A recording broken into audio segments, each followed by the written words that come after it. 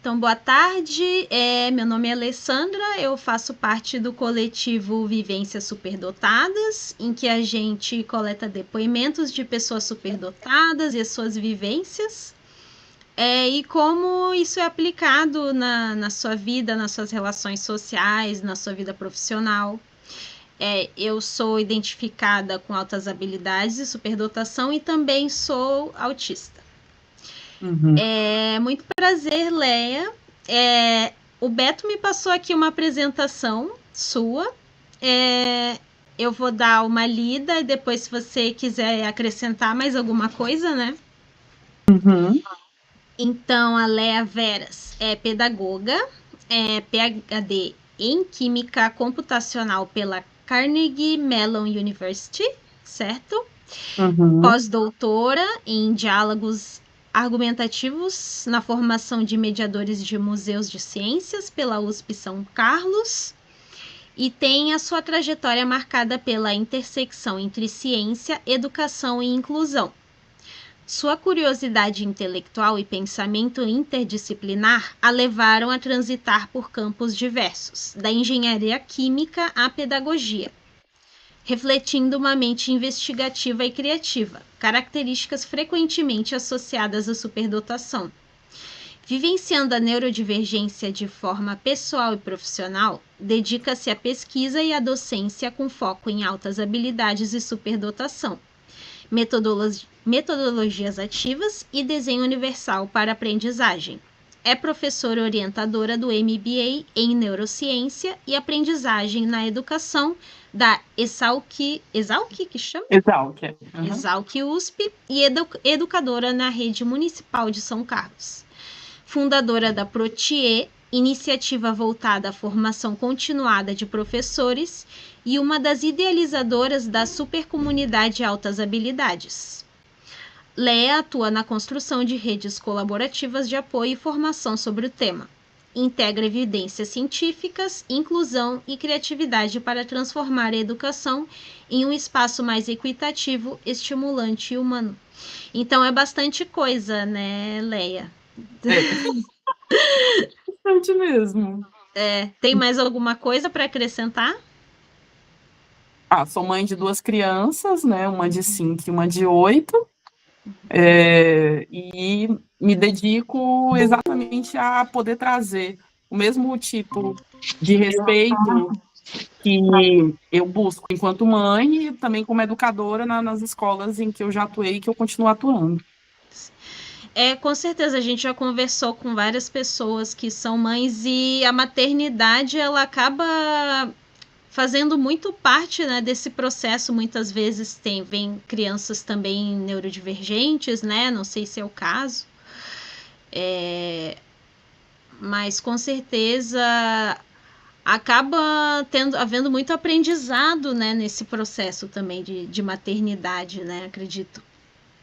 Com certeza sempre tem, né? Eu acredito que toda experiência ela é muito válida para a gente justamente para que todos possamos ser pessoas melhores, e a experiência da maternidade está misturada com a experiência de ser superdotada, com a experiência de tudo aí que eu já passei na vida, no meu pessoal e no meu profissional, né? Então tá tudo muito relacionado sempre. É difícil a gente dizer assim, aqui é a caixinha de uma coisa, ali é a caixinha da outra, assim, na vida real não tem, né? Tudo junto e misturado.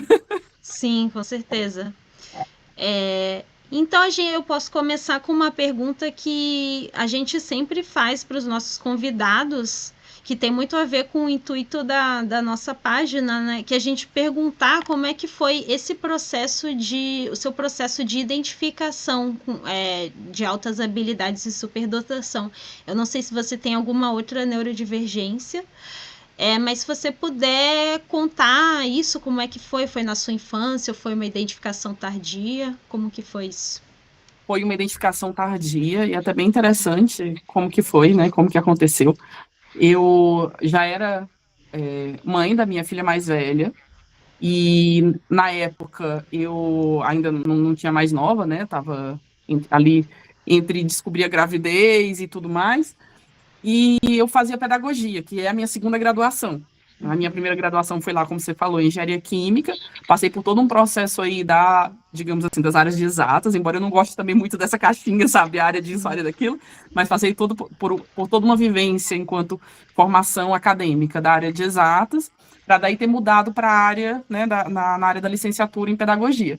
Então, eu já estava fazendo licenciatura em pedagogia, já era formadora de professores, então eu já tinha minha empresa de formação de professores. E eu fui fazer, enquanto aluna da pedagogia, eu fui fazer um curso que era oferecido pela diretoria de ensino aqui da nossa região sobre educação especial. Então, era uma manhã inteira de palestras sobre educação especial. E aí fui com esse olhar da aluna de pedagogia fazer essa palestra. E até aquele momento, tudo que eu conhecia da superdotação eram os mitos. Eu imaginava que era o gênio, imaginava que tudo que eram os mitos, né? Os mitos que a gente está tão acostumado aí a ouvir. E quando eu assisti essa palestra, né, aí foram falando dos vários públicos da educação especial, até chegar ao ponto de falar da superdotação. E aí a pessoa que falou sobre superdotação trouxe até um livro, que é um livro gratuito do Estado de São Paulo sobre o assunto. E ela começou a falar desse livro e tal, e falando das características, e justamente tentando desmitificar o que era ser superdotado. E quanto mais essa pessoa ia falando, mais eu ficava assim, gente, sou eu. Não, não é possível. Não sou eu, não sou gênio. Não, sou eu sim. E aí eu fiquei nessa conversa interna o tempo todo que ela ia falando sobre superdotação. Acabou a parte de falar sobre superdotação, foi super curtinha, para ser bem sincera, assim, não lembro quanto tempo exatamente, mas comparado com todo o resto, foi uma fala assim, bem curtinha. Daí eu fui lá falar com a pessoa que deu a palestra, porque ia trocando, né? Quem ia falando ia trocando, e continuaram as palestras, não é que parou, continuaram. Mas eu fui lá e assim, vem cá, você tem esse livro aí que você se baseou no que você falou? Aí a pessoa falou, não, tenho, posso dar uma olhada? Pode ficar, até me deu, assim, pode ficar, né? Porque era um livro lá gratuito, pode ficar. Aí peguei e não prestei atenção em mais nada. Mas nada. Nada entrava mais na minha cabeça de qualquer coisa que estivesse sendo falada. Eu estava ali no meio de todo mundo, mas folheando o livro, lendo. Acabou o horário daquele curso, vim para casa. Eu lembro até hoje, meu marido estava cozinhando, né? Minha filha estava em casa, estava com meu marido estava cozinhando. E eu cheguei chorando em casa. Cheguei chorando, falando assim, eu descobri que eu sou superdotada. Sabe, assim, né, aquela chuva de emoções e tal.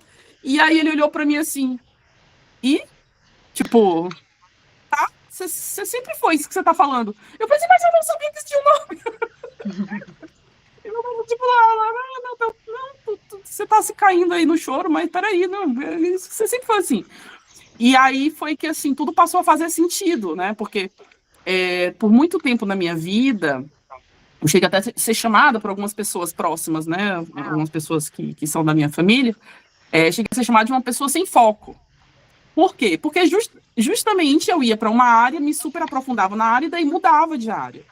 E aí, claro, né, as pessoas vão falando, porque uma coisa, por exemplo, que você não falou aí, porque eu não passei essa parte, eu comecei medicina, eu fiz 1 ano e meio de medicina. Então, a minha primeira graduação, né, minha primeira tentativa de graduação foi medicina, que eu entrei, né, então eu passei no federal, eu entrei na federal, cursei 1 ano e meio da federal e desisti. Então, assim, eu venho de uma sequência, né? Claro que foi falado aí o que eu consegui terminar, mas tem muita coisa aí no meio que eu fui começando e não terminava, interesses que foram aparecendo e depois, né, se escapavam aí porque deixavam de ser interesse. E aí eu fui, digamos assim, acusada de ser uma pessoa sem foco. E isso me doeu muito na época, quando a pessoa falou isso, né? Porque era uma pessoa que eu admirava. E muitas coisas, né, nesse sentido, assim, sempre das pessoas olharem para mim com aquela que vai começar e vai desistir. E aí, quando eu descobri a superdotação, quando eu me descobri superdotada, eu pensei assim, nossa, eu nunca fui uma pessoa sem foco. Pelo contrário, eu sempre fui assim, sabe? Quando eu gosto de uma coisa, eu vou muito a fundo naquilo. Só que aí, claro, na hora que aquilo deixa de ser tão interessante quanto era no começo, para eu me manter naquele tópico já vira muito dolorido. E daí eu tenho que mudar, né? E aí eu entendi que isso fazia parte, tipo, isso era diferente no meio da maioria das pessoas, mas era super normal no meio das pessoas superdotadas. Claro que cada um é diferente, né? Vai ter pessoas com outros tipos de vivências, mas em geral, não é questão de mudar de faculdade, mas essa ideia quando você muda o interesse, aquilo passa a ser tão dolorido que você não aguenta mais aquilo eu vi que era super normal nesse grupo. E um monte de outras coisas foram fazendo sentido. Algumas, né, sobre estabilidades, né, alguns algumas sensações que todo mundo sempre me chamou de muito dramática, de muito, muito tudo, assim, já fui chamada de várias coisas, de muito tudo. Então, descobrir a superdotação, por mais que eu tenha falado, né, da questão de ser mãe como uma parte importante da minha vida, e é uma parte importante, mas a minha descoberta não veio a partir né, de tentar descobrir qualquer coisa das minhas filhas. A minha descoberta veio realmente de mim, dessa autodescoberta, desse processo. E aí, depois dessa palestra, aí fui buscar uma identificação formal, aí fiz a identificação formal, né, corroborou o que eu já tinha lá tido a sensação naquele momento daquela palestra. Entre ter a palestra e fazer a identificação, eu me proibi de ler sobre o assunto, porque eu fiquei com medo de que eu ia influenciar minha própria avaliação. Então, eu fiquei assim, tipo assim, não, eu não vou ler, eu vou me segurar, não vou ler sobre o assunto, eu vou buscar a identificação e não vou ler, porque eu não quero que os testes saiam enviesados e que eu, por conhecer o assunto, me influencie nas minhas respostas do assunto, né? E claro que hoje em dia até isso eu vejo assim, é um pouquinho de ser superdotada também. Essa parte aí. E daí fiz a identificação e daí realmente tudo passou a fazer sentido. E depois da identificação, eu quis fazer a especialização, né, em usabilidade e superdotação, fiz. Eu terminei o curso de pedagogia, fiz a especialização e passei a me dedicar a esse público. Não é o único público da educação especial ao qual eu me dedico, porque eu sou professora da rede municipal e na rede municipal eu atendo a todos os públicos, né? Não é só o público de superdotados. Mas é um público que eu tenho bastante carinho, claro, né, pelo meu lado pessoal, inclusive, e tenho bastante conhecimento, estudo, já acompanhei famílias de pessoas superdotadas para, né, dar orientação parental, faço ainda identificação de pessoas adultas, já fiz de crianças, não faço mais porque eu estou sem equipe, mas já fiz identificação de criança, faço identificação de adultos, então eu sou muito envolvida na área de superdotação como, né, como pessoa superdotada e como profissional da área. Muito legal. O Beto chegou. Boa noite, Beto. gente. Tudo bem? Tudo bem, desculpa aí só chegar agora. Legal ver a galera aí, Edu, Paulinho, Gil, Dani, Daniela. Bacana. Eu entrei no meio, assim, tudo bem? Tudo bem. Entrei no meio, a gente tinha combinado algumas perguntas, mas só nessa fala acho que você já respondeu todas elas, né? Porque... Não é possível que eu responda tudo. Então vamos lá, pessoal, perguntem aí. A pergunta até agora foi só sobre como é que foi a minha identificação. Caramba. Essa é a única pergunta. Então, o Eduardo fez uma pergunta. Vou sair da programação, vou começar com a pergunta da galera que está participando. Ela perguntou como você faz a identificação, como que é esse processo. O processo então, que você... O processo que eu faço a mediação, né, porque eu considero que eu sou uma mediação desse processo, eu levo muito em consideração as anamneses em junção com alguns questionários. Eu não sou psicóloga, né, então não sendo psicóloga, eu não vou pelo teste de QI, que realmente, né, eu não tenho essa habilitação para aplicar o teste de QI, mas aplico todos os outros que vão olhar para superdotação por esse lado aí do que vai além do teste de QI. Até fiquei refletindo muito esses dias sobre para que tem teste de... Por que a gente extrapola o teste de QI, né? Que assim, a definição original de superdotação tem a ver com o QI acima lá do valor que vai dar os 2,22% maiores QIs das pessoas, né? E eu vou falar dos referenciais, tá? E daí eu fiquei pensando assim, nossa, mas por que a gente extrapola, né? A gente não olha só para o QI? Porque justamente, se você for pensar bem, o que você tem, né? Pessoas com esse QI muito alto vão ter determinadas características sociais, né, comportamentais, de interação, tipicamente, né? Você vai ter lá um conjunto de características que não é que cada um tem todas, mas todos têm muitas dessas características. Mas aí você tem um pessoal que às vezes o QI falha, que às vezes o QI não vai... porque é um teste que vai pegar, por mais que seja a tentativa de medir a inteligência geral, ele é um teste, ele tem suas falhas com determinados grupos, tem suas falhas quando a pessoa também tem TDAH, quando a pessoa também tem uma série de coisas, está em depressão, tem uma série de coisas que podem atrapalhar o teste de QI. E então daí a gente olha também para as características que são desse grupinho aqui que está no QI bem alto, mas que aparecem em um outro grupo de pessoas que talvez o QI não dê tão alto como eu falei, né, por falhas do teste, mas ainda tem aquelas características daquele grupo de QI muito alto. Então, continua nesse conjunto de pessoas. E aí que vem esses olhares em relação ao que o Renzulli traz, ao que o Dabrowski traz, a todos esses outros teóricos que não vão olhar só para o teste de QI. Eu me baseio bastante na ideia tanto do Renzulli quanto do Dabrowski, né, são os dois principais, mas não só neles, então tem questionários aí de vários autores, né, mas esses questionários, assim, para mim, enquanto pessoa que faz identificação, para mim, não é que é o mais importante, mas eu trago muito das anamneses, porque entre um questionário e outro, eu converso muito, muito com quem faz identificação comigo. E daí, nessas conversas, eu vou coletando histórias. E coletando essas histórias, eu vou para cada história buscando os identificadores, tanto diante do olhar do Dabrowski, quanto do olhar do Renzulli, quanto com relação ao perfeccionismo, quanto com relação a uma série de outras características que são muito comuns em pessoas superdotadas. Então, eu vou justamente marcando, digamos assim, tanto que o documento que eu faço, assim, da conversa, fica todo colorido, porque eu vou literalmente, assim, marcando, olha, aqui, essa frase indica tal tipo de indicador, essa outra frase indica tal tipo, depois eu faço um apanhadão disso tudo e separo. Então, os questionários são importantes, mas, ainda mais do que o número que o questionário traz, eu vejo muito essa questão aí das anamneses, né? Não é só uma, são várias anamneses. É por isso, inclusive, que eu não pego muitas identificações por vez. Eu não sou uma pessoa que, se você me disser assim, nossa, então se você tiver 10 pessoas querendo fazer identificação ao mesmo tempo com você vai fazer? Eu falei, não vou. Uma das razões é essa, porque eu vou muito na análise da anamnese, isso dá trabalho, muito trabalho, né? E eu não vou só fazer uma tabela com os números dos questionários.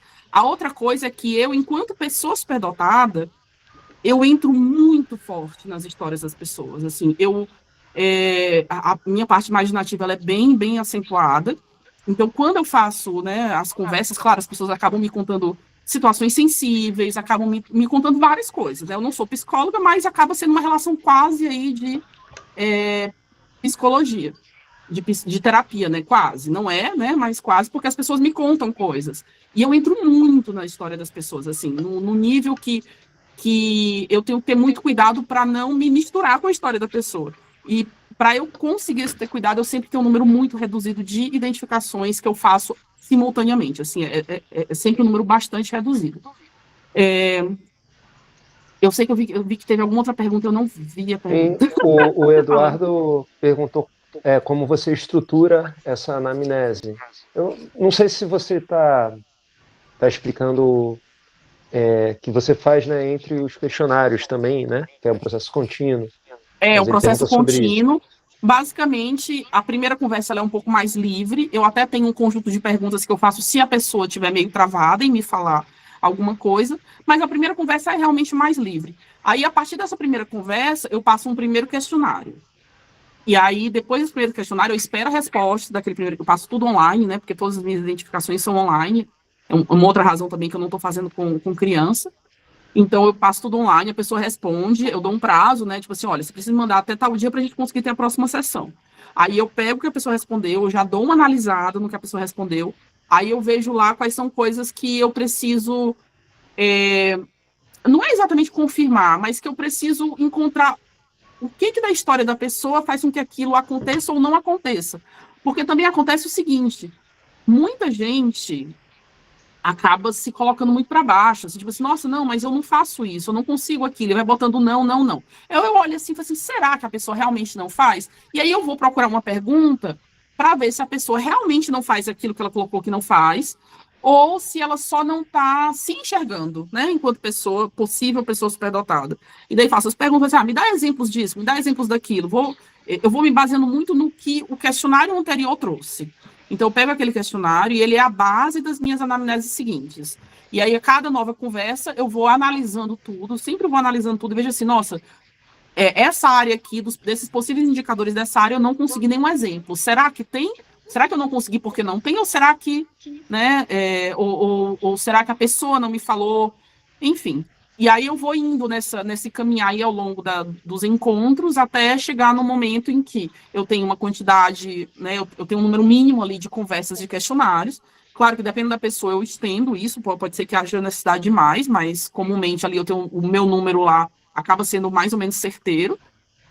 no que eu preciso para, né, corroborar a identificação ou não, ou dizer que não atende ao perfil de pessoa superdotada, e daí eu dou a devolutiva. Então, tipicamente, o meu processo é esse. Eu me baseio muito nas conversas com as pessoas, embasado nos referenciais teóricos, claro, mas, assim, os referenciais teóricos apoiando o que a pessoa fala, e não a pessoa refém dos referenciais teóricos, entendeu? Eu gosto muito, assim, porque todas as pessoas que eu fiz identificação, até hoje eu mantenho um contato muito amigável, né? Não necessariamente as pessoas continuaram comigo depois como profissional, porque algumas realmente só tinham interesse da identificação, mas é sempre um contato muito amigável com todo mundo que fez identificação comigo já até o momento. Show, show. Tem uma ideia de que está restrito só aos psicólogos, né, a identificação, mas a gente vê cada vez mais a importância do trabalho dos pedagogos, né? A questão dos indicativos é bem complicado quando a gente fala, né, faz conteúdo para a internet. A gente não pode ser leviano e, sei lá, às vezes algumas pessoas que difundem conteúdo falam coisas como se algumas coisas fossem indicativos e que não são. Sei lá, vou inventar um exemplo esdrúxulo aqui. A gente pode falar que é comum um superdotado ter unha encravada. A pessoa vê o vídeo, mas eu tive unha encravada, então eu também sou superdotado. Então tem umas coisas que a gente vê na internet que estão nesse nível. A gente tem que ter o cuidado de informar, assim, né?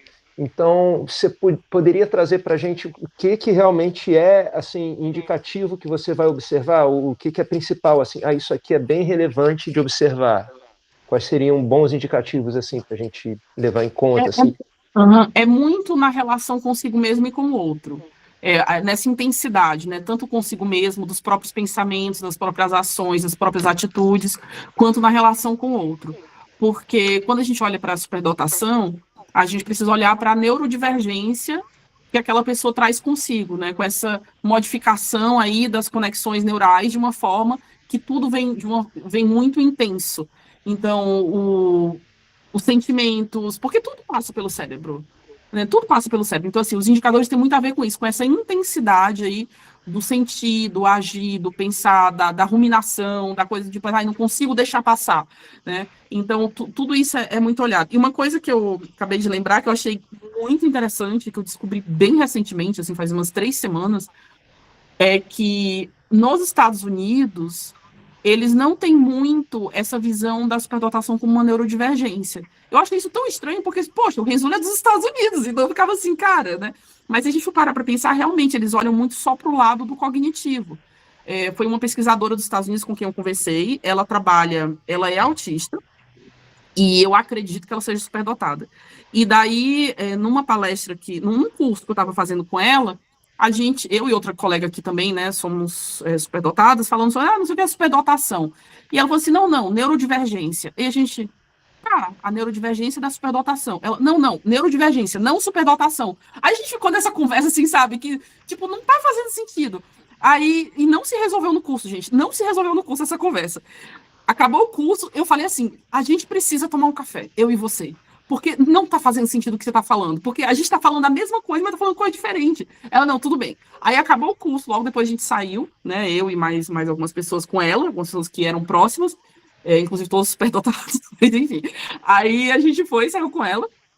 E aí eu fui falar assim, olha, você tava falando isso ou isso, mas é isso e isso, tipo, é isso subconjunto desse negócio.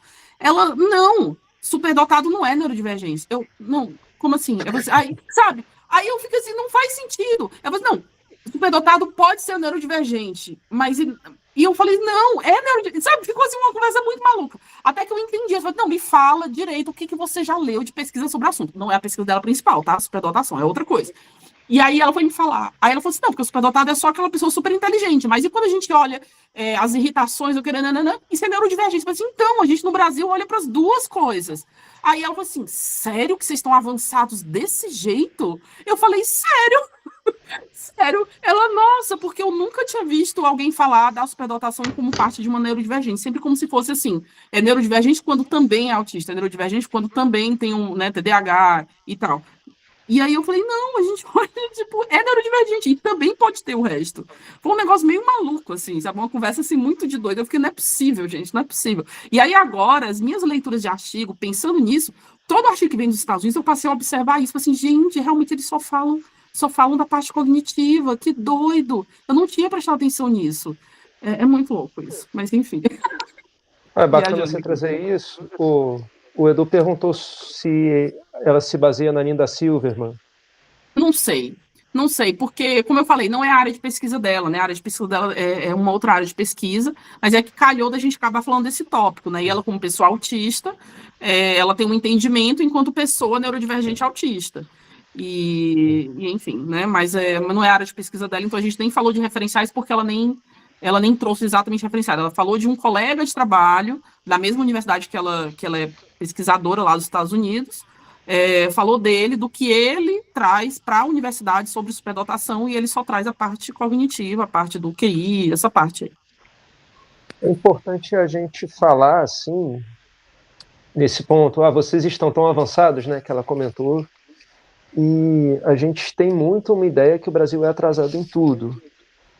Só que no caso da superdotação, o Brasil tem excelentes trabalhos, que são referências, assim, tem um trabalho feito em Lavras, que foi feito ao longo do século XX, né? Tem algumas as educadoras com iniciativas incríveis aqui, que atuaram no Brasil. Temos uma legislação avançadíssima, e até alguns amigos de outros países comentaram isso. Aqui onde eu estou não é assim, no Brasil é melhor.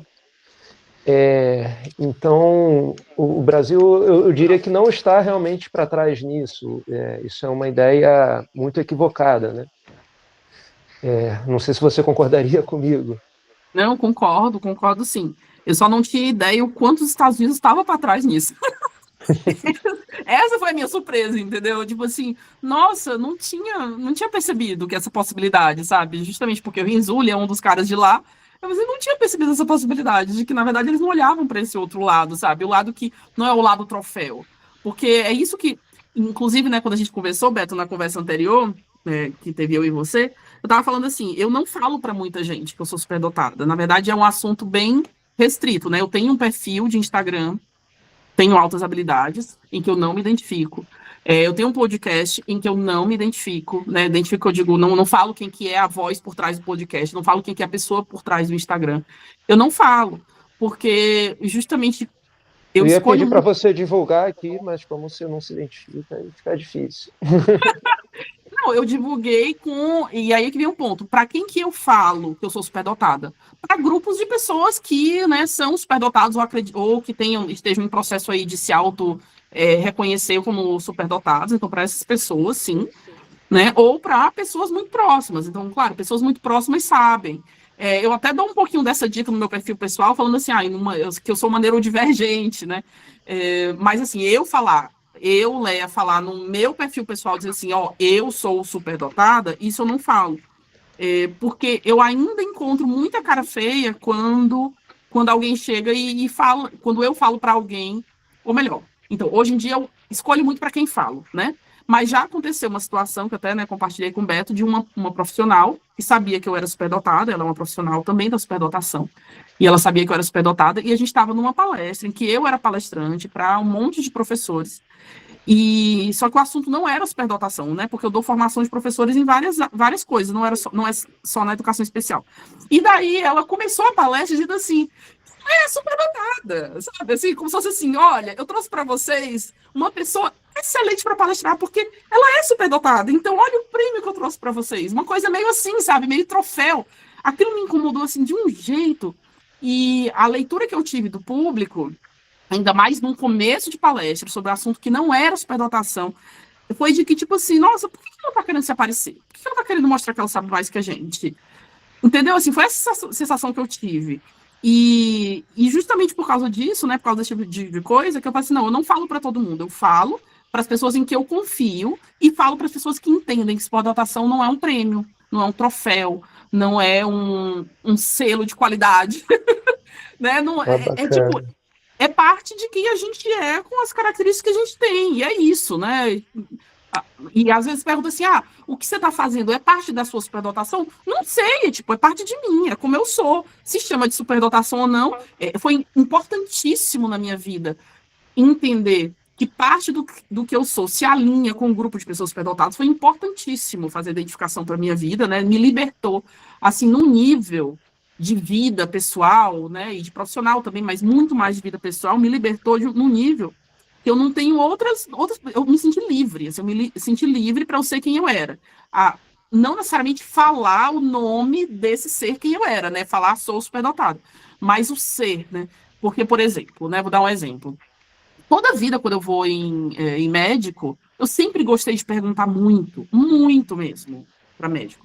Quando eu tinha 13 anos, 11, 12, 13 anos, sei lá, eu fui no meu médico, né, o médico de sempre, e na época eu estava estudando genética na escola, na aula de ciências, e comecei a perguntar, qual é o meu tipo de sangue? Qual é o tipo de sangue do meu pai? Qual é o tipo de sangue da minha mãe? Eu queria fazer, né, a genética lá, o tipo A, B, A, O, positivo, negativo, eu queria fazer aquilo. E a preocupação dele era de que eu estava pensando que eu era adotada. Ele ficava assim, não, Léa, olha, eu vi você nascendo da sua mãe. Você é filha deles, não sei o quê. Eu falei assim, mas não é isso. Eu quero montar coisa científica por trás da minha história. E aí ele não acreditou. Eu saí de lá sem a resposta do meu tipo de sangue.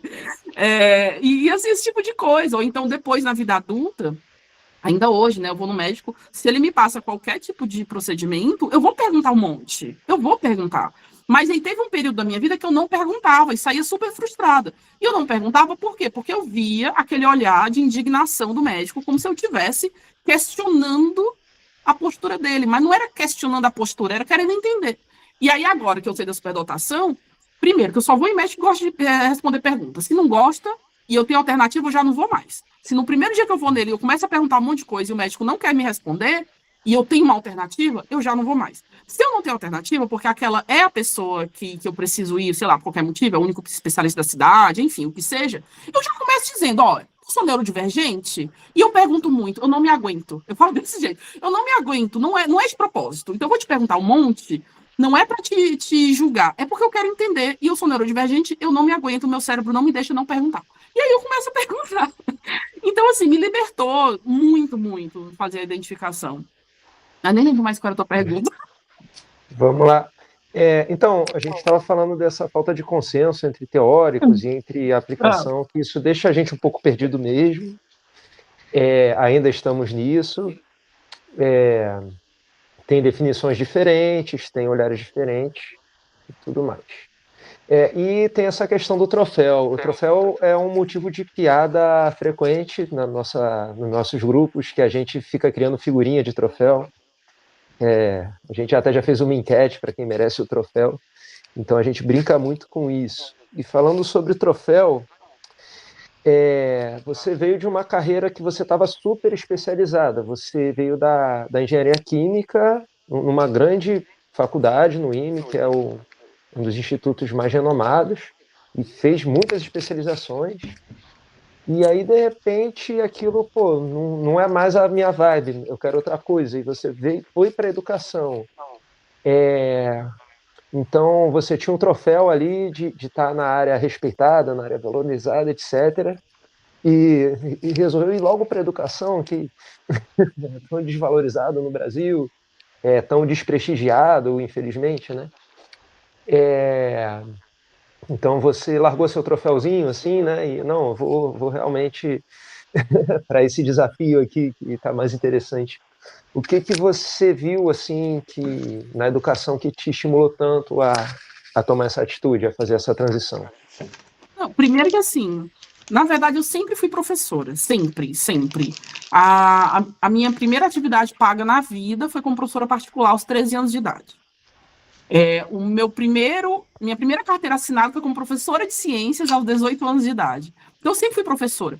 Mas justamente porque eu sempre me destaquei na escola, né, na química principalmente, mas nas exatas como um todo, em português também eu me destacava. Então, assim, como eu sempre me destaquei, e eu sempre estudei em escola de elite, com bolsa, mas sempre estudei em escola de elite, eu acabei incorporando muito a ideia de que ser professora não era uma carreira para mim.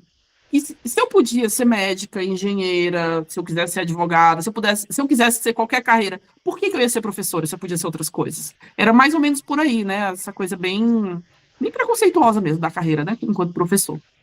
E então eu assumi isso como verdade. Sempre tenho atuado como professora. Até aquele momento, eu nunca tinha visto ser professora como minha principal área de trabalho. Era sempre uma coisa que eu acreditava que eu ia carregar para a vida como um hobby.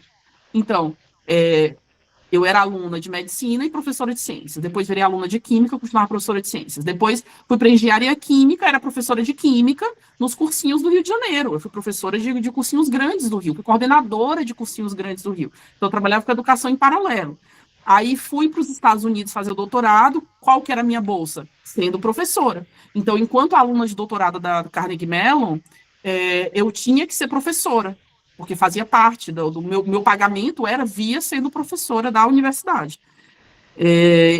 Lá, sendo professora da universidade, né, claro que eu não era professora principal da matéria, porque, enfim, eu era aluna de doutorado, mas na prática eu dava mais ou menos 75% da matéria, 25% era o professor principal, então eu dava quase tudo da matéria. E, enquanto professora da universidade, eu tinha acesso aos cursos de metodologias ativas, né, de como você ter excelência na educação e tal, que eles tinham toda essa parte aí. Eu fiz todos os cursos que eu podia fazer na época. Eu fiz o TCC disso, eu estudava para ser professora, né, assim, lá, mas sempre olhando para ser professora como um adendo, né, tipo, se eu estava fazendo um doutorado em química, naturalmente, o que eu ia ser? Professora de uma universidade, em que eu ia ser professora e pesquisadora. Tipo, esse era o caminho meio que esperado, natural de uma pessoa que faz um doutorado, né? Ainda no Brasil, para os doutorados dessas áreas que vão mais mesmo para o lado acadêmico. Então, era isso que era esperado. Até que um ano antes de eu terminar o doutorado, eu olhei para o meu dia a dia e fiquei assim, gente, eu não suporto isso. Tipo assim, não é que eu não suportasse o estudar, eu fazia química computacional, então toda a minha vida era eu computador, né? Eu fazia programação no computador, de simulações do cérebro. Então eu fazia simulações computacionais do cérebro. Era muito legal aquilo. Só que eu sou uma pessoa de pessoas. Quando eu comecei a me especializar num nível que meio que a minha interação com as pessoas era mínima, porque era a interação da reunião do grupo de pesquisa, era a interação do congresso. E pronto, né? Porque tinham acabado minhas matérias, tinha acabado tudo. Eu passei a ficar super eficiente em programar. Então, eu chegava na minha salinha, passava ali 1 hora mais ou menos programando o que eu precisasse, botava para rodar, né, as minhas simulações e ia fazer outras coisas. Nos meus últimos 2 anos de doutorado nos Estados Unidos, eu era passista de escola de samba, sério, passista de escola de samba, eu era baterista da mesma escola de samba que eu era passista. Claro que eu nunca me apresentava ao mesmo tempo nas duas funções, mas eu ensaiava como baterista também da escola de samba. Eu era representante dos alunos de pós-graduação do país em nome da universidade em que eu era estudante. Eu era representante dos alunos de pós-graduação da Química em relação à universidade. Eu era coordenadora dos projetos de extensão e depois coordenadora geral da Sociedade Americana de Química, da representação da minha cidade. Eu organizava feira de ciências, eu organizava happy hour com os alunos de química, eu organizava um monte de coisa. Então, assim, o meu dia se resumia a 1 hora, eu realmente dedicada à minha pesquisa, e o resto eu me esquivava, eu fazia um monte de coisa. Quando eu parei para refletir assim, gente, eu não vou poder levar isso pelo resto da minha vida, desse jeito. Aqui, eu dava aula também, né? Eu era professora lá das matérias que eu dava aula.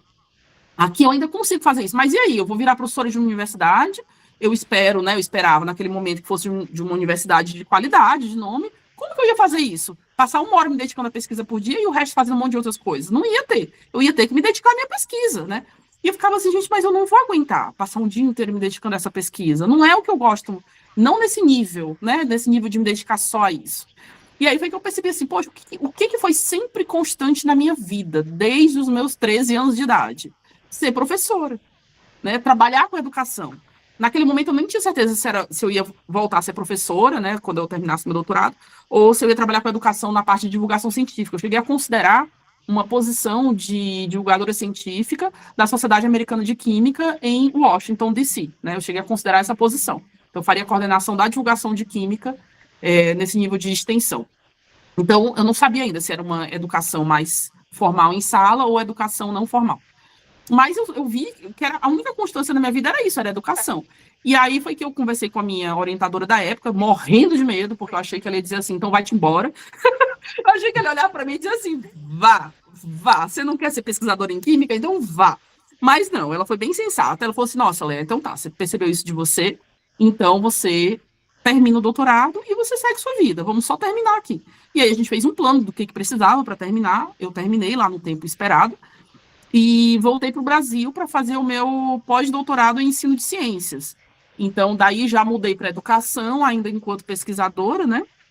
Mas mudei para a educação. E mudando para a educação, eu ainda também na dúvida se eu ia para a sala de aula ou não, foi aí que eu comecei a fazer a formação de professores, que eu comecei a trabalhar com essa parte mais de formação, porque isso fazia parte da pesquisa que eu fazia enquanto pesquisadora de pós-doutorado. E daí, depois disso, foi que eu falei assim, nossa, mas a universidade ainda está muito distante do chão de sala. A universidade pesquisa, pesquisa, pesquisa, pesquisa, aí descobre um monte de metodologia legal, um monte de jeito legal de dar aula e tal. Mas quem que lê sobre isso?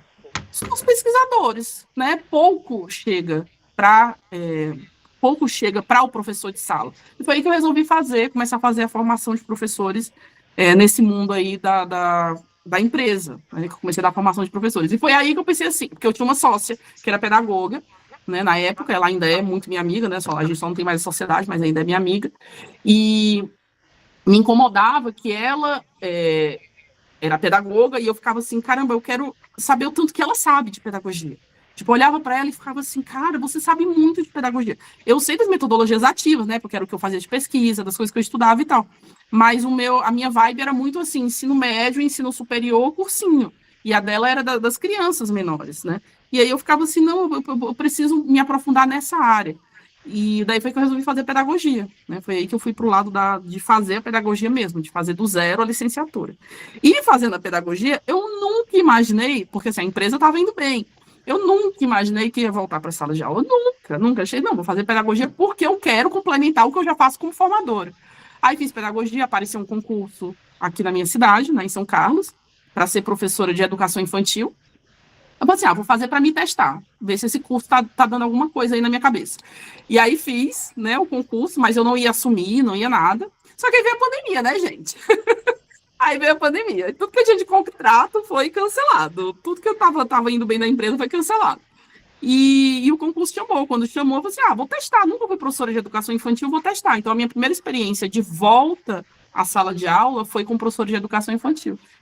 Gostei muito, passei 2 anos e meio aí nessa função, mas aí depois mudei para educação especial, que é hoje em dia assim, o que eu mais gosto de atuar, né, como educadora especial. Essa é a próxima pergunta.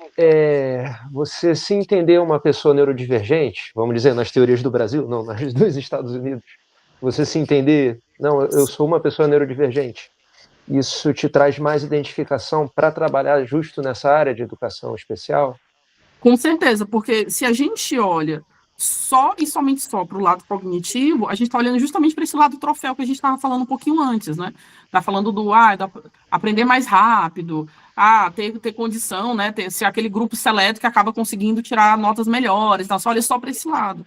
E quando a gente olha para a neurodivergência, a gente olha justamente para toda a complexidade que é ser uma pessoa superdotada, que é também, como a gente falou, né, a intensidade do sentir, a intensidade do sofrer, a intensidade de tudo, né, para o bem e para o mal, digamos assim, a intensidade da alegria, a intensidade de tudo. Então, quando a gente olha para a neurodivergência nesse sentido mais amplo, né, não é só para o lado da cognição, eu me vejo sim como pessoa neurodivergente, e eu tenho esse olhar muito cuidadoso com os meus alunos, com as pessoas que eu acompanho, com as pessoas que eu identifico, com as pessoas da comunidade lá, que, né, eu cheguei a falar para você, que chegou a ser também falado no início, da supercomunidade.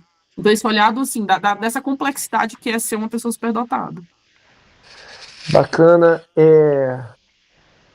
A gente, quando fala em inclusão de superdotados, a gente fala muito em aceleração, geralmente é isso. Vai pular série, ou aceleração parcial. mas você faz muito um trabalho, vamos dizer que é extracurricular, eu não sei se seria exatamente isso, que é o trabalho de sala de recursos, né? Aí você poderia explicar para a gente como é na prática essa forma de inclusão? Eu atualmente trabalho em sala de recursos, como você falou, que a orientação oficial do MEC para a sala de recursos, né, da nota técnica, esqueci do ano, mas enfim, a orientação oficial é que a sala de recursos seja feita no horário de contraturno.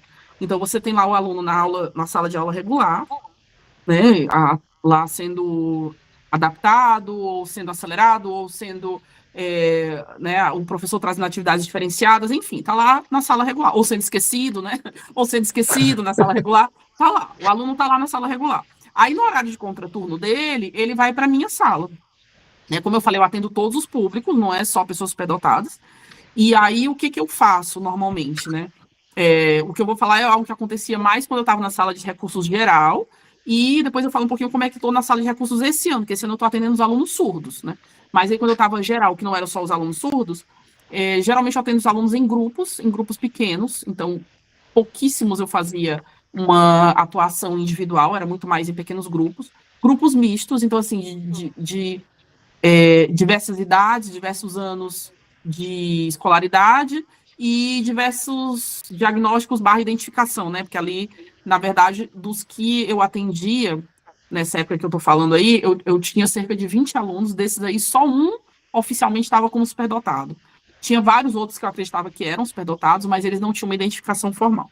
Mas, enfim, né, eu divido eles em grupos, mais ou menos ali, próximos em tipo de interesse, então, não próximo em diagnóstico barra identificação, né? Mas próximo em tipo de interesse, para justamente fazer projetos com eles. Então, eu me vejo muito, né? Eu já me vi assim enquanto professora de sala regular. E mais ainda enquanto professora de educação especial, que é o quê? Como uma pessoa que é mediadora. Eu não sou a dona do conhecimento, eu não sou a dona do que é o certo e errado, nem na área de educação especial. Eu sou uma mediadora de conhecimento, mediadora de autoconhecimento, de conhecimento cognitivo, de aprendizagem de habilidades sociais ou de funções executivas, que são as coisas que eu trabalho muito com eles. Eu trabalho muito a questão das habilidades sociais e funções executivas. E, primeiro, que habilidades sociais só em pequeno grupo para conseguir ser feito, né? Então, eu faço nos pequenos grupos, vou fazendo a mediação ali de tudo que é ligado, aí eu uso a Delpret, né, como referencial teórico para isso, e também das funções executivas. Então, se eles vão fazer projetos, que eles tenham começo, meio e fim, que mesmo que aí vem também o próprio aprendizado de vida, mesmo que o interesse tenha acabado naquele assunto, então vamos fazer um fechamento disso, né? Porque às vezes acontece, como aconteceu na minha vida enquanto profissão, acontecia também na sala de recursos, acontece, né, na sala de recursos quanto projetos. Às vezes vem super empolgado num determinado projeto, em um determinado assunto. Aí vai, chega uma hora que o interesse acabou. Mas não, tudo bem, não tem problema, o interesse acabou nesse assunto. Então vamos fazer um fechamento desse projeto? Como que a gente fecha esse projeto? O que precisa para dizer assim, olha, agora ele fechou. Não precisa ser o objetivo lá inicial do projeto, mas como é que você finaliza ele? Então, tudo isso, começo, meio e fim, organização, planejamento, tudo isso eu vou trabalhando com eles a partir de projetos. Tipicamente, esse é o tipo de trabalho que eu faço na sala de recursos, fazia já quando eu estava com o público geral e continuo fazendo com os alunos surdos. E aí vem uma outra, né, outra complexidade, que é o quê? Olhar para todas as neurodivergências que podem vir juntas com a surdez. Né? Você tem alunos surdos que... Isso que eu gostaria de perguntar. É possível identificar isso? Tipo, eu imagino que é desafiador, né? Por exemplo, que é um surdo superdotado? É possível essa identificação? Como isso acontece? É possível, mas eu não tenho conhecimento de nenhuma pesquisa específica dessa área. Eu preciso até buscar, né? Porque realmente eu não busquei nenhuma pesquisa específica dessa área. Mas sim, você já pode olhar para os mesmos. Começa assim, você pode começar olhando para os mesmos indicadores que a gente já olha para os outros públicos.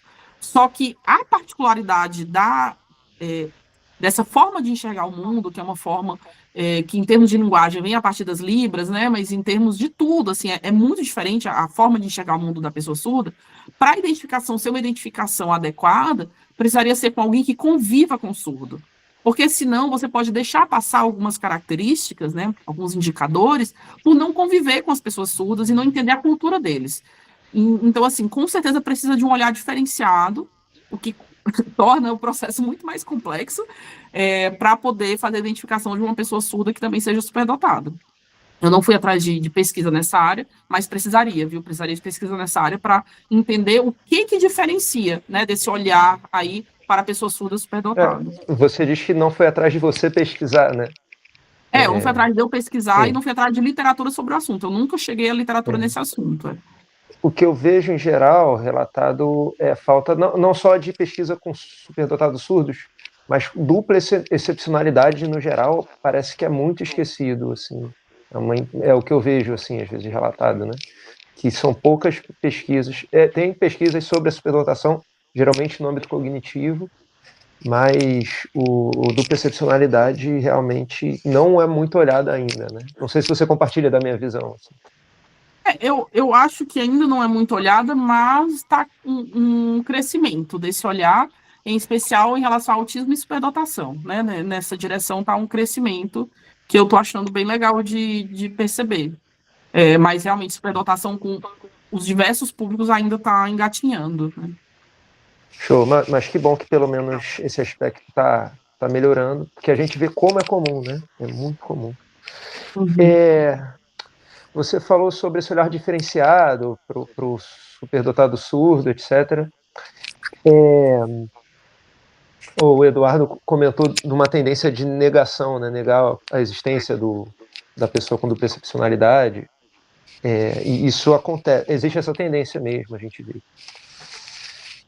Por comentários de algumas pessoas, até por enviesamento de pesquisas, né? Que escolhem um público, um grupo que não é 2EE, justo para não olhar para isso, vamos botar. Eu queria saber, você também orienta educadores, né? E eu queria saber, na sua visão, os educadores que estão na sala de aula, eles têm preparo para perceber os indicativos da superdotação? Como você vê isso, lidando diretamente com esses educadores? Na verdade, a minha preocupação maior não é com os educadores em si, é com o modelo de sala de aula que a gente tem. Esse modelo de sala de aula, em que um professor fala e os alunos escutam, é um modelo que não é inclusivo. Tipo, não importa o que se faz, bota professor colaborativo, traz uma atividade diferenciada, traz, assim, não adianta. Um professor falando e todo mundo ouvindo, necessariamente, não vai ser inclusivo real. Não quer dizer que o professor não tente, né? Porque é isso que eu vejo. Talvez eu esteja numa bolha, assim, eu vejo na minha escola, na escola em que eu estou, é uma escola de rede municipal, uma escola de Fundamental 1, é uma escola que tem mais de 1.000 alunos, do primeiro ao 9º ano, é uma escola grande, né, para a cidade, é uma escola grande.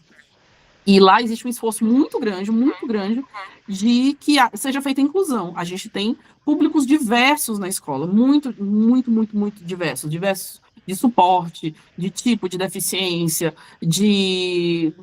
muito diverso. A gente tem, assim, realmente um público bastante diverso na escola.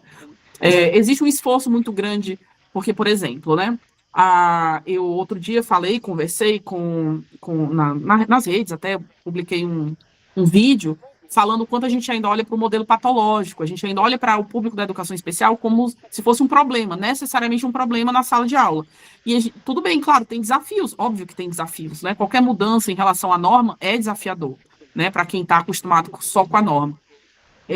Mas ainda que seja desafiador, a gente precisa parar de olhar só para o lado dos desafios e olhar também para o lado dos ganhos. O que a gente, além de ser um direito, obviamente é um direito, além de ser um direito, o que a gente ganha enquanto sociedade de ter ali na sala de aula alunos diversos, né, de públicos diversos? O que a gente ganha? Qual é o ganho disso? E aí eu falei isso num vídeo, né, que eu postei aí no Instagram, e aí uma professora da escola viu esse vídeo e falou assim, nossa, Léa, uma professora de português, falou assim, nossa, Léo, eu estava pensando justamente nisso, que a gente precisa trazer uma visão humana desse público, né? Uma visão de que, assim, não é só problema, tem coisa que é legal. E a gente fez uma campanha na escola, foi especificamente com os alunos dos 6º anos, porque, enfim, era onde ela dava aula de português. A gente fez uma campanha sobre isso, a gente fez roda de conversa, a gente conversou com os alunos, assim, o que vocês ganham? Né? O que vocês aprendem? O que enriquece a sala com esse público? E aí vocês, assim, como um todo, porque inclusive ali tinha pessoas que eram autistas, né, e todos os outros públicos, surdos e tal. Vocês pensando tanto eu como parte desse público, tanto nesse lado, quanto no lado eu convivendo com esse público, né? Porque não importa se eu também sou, eu estou convivendo com esse público também. O que a gente ganha com a presença desse público? E a gente fez, foi lindo demais, porque daí eles começaram a falar, a gente ia mediando essa discussão e tal. Depois eles fizeram bilhetinhos falando sobre isso, né? Falando o que eles tinham de aprendizado com a presença das pessoas que são público da educação especial, e aí, claro, os diversos públicos, e a gente expôs isso na escola, né, esses bilhetinhos aí, e aí todo mundo ficou, nossa, que legal olhar para esse lado e tal. Então, a gente tem, como você falou assim, então, por exemplo, os professores, talvez, como eu falei, talvez estejam numa bolha, mas os professores lá da minha escola são muito interessados em fazer o melhor pela diversidade. Eles estão, diversidade de todos os tipos, tá? Não é só diversidade de neurodivergência, não, mas a diversidade de públicos de todos os tipos, né? Também étnico-raciais, enfim, existe uma preocupação muito grande da minha escola. Só que esse modelo, que um professor fala e todo mundo ouve, ele está fadado a ser excludente.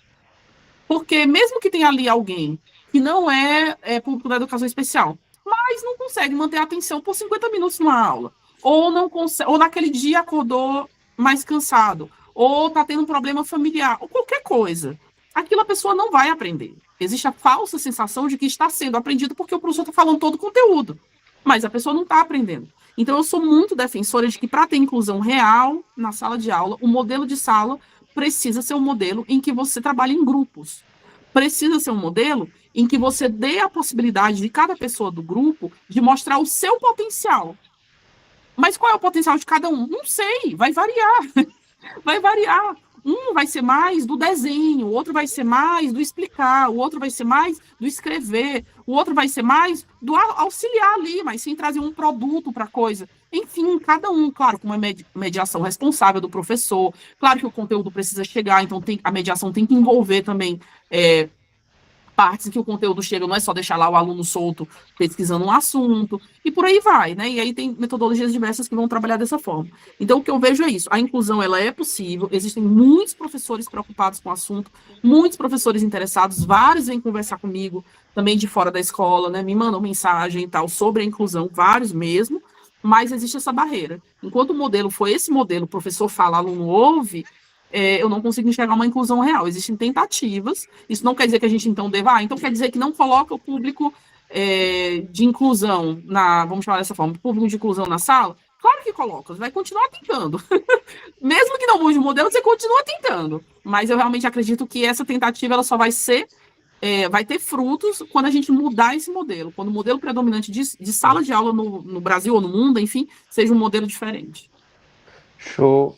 Já é um avanço eles estarem dentro da sala de aula. A mudança do modelo é nosso sonho, né? Acredito que vamos chegar lá. Leia, a gente está querendo voltar para a gente ter um debate um pouquinho, que não vai se estender muito, mas se estender um pouquinho mais, porque a chamada já vai terminar. E aí o acesso é pelo mesmo link. A gente continua aqui só para continuar um debate mais livre, para a galera fazer perguntas e tal. Tudo bem por você? Tá bom. Não, tá ótimo, tudo bem. Então a gente sai dessa chamada e entra na próxima, né? Que é a mesma. Isso, e é o mesmo link. Tá bom. Tranquilo. Valeu, gente. Então, vai ter falado se era da computação, tá? Não. Eu sou da Neuda, na real. É que eu trabalhei com modelos de redes neurais, então tá próximo, né?